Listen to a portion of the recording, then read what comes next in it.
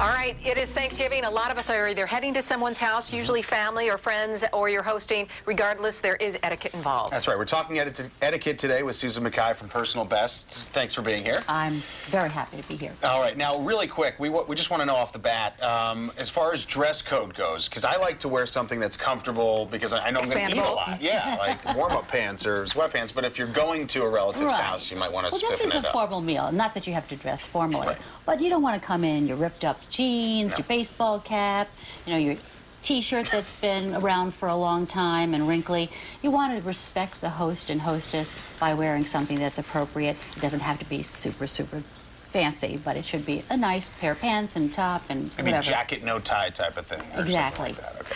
All right, next, if you're going and you haven't been assigned something to bring, should you bring wine? Should you bring another food item? What is the best choice? If you do bring a food item, you should call and ask what they're going to be serving so that you can do it in addition to whatever it is so it's appropriate for that meal. But bring something that can be placed room temperature.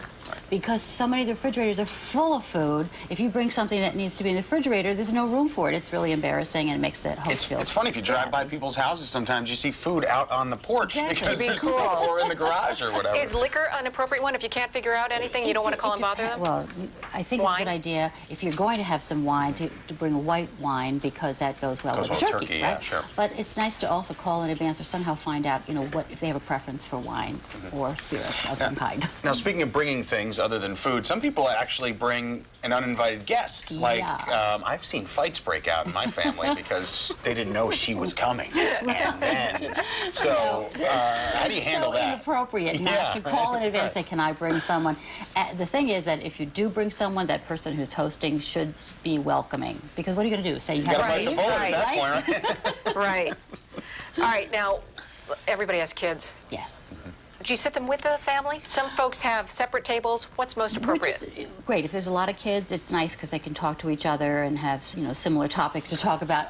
But if they are going to sit at the main table, put them toward the end of the table so that if they have to have a bathroom break, they don't have to go through all the older people at the table and, mess things up. So I think that's a good idea.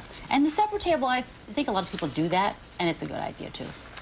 Really quick, any time of the day that you would recommend is the best day to have dinner, or is it just, your personal I think preference? It's very personal, but a lot of people eat around 3 or 4 in the afternoon because it's both for lunch and for dinner, so.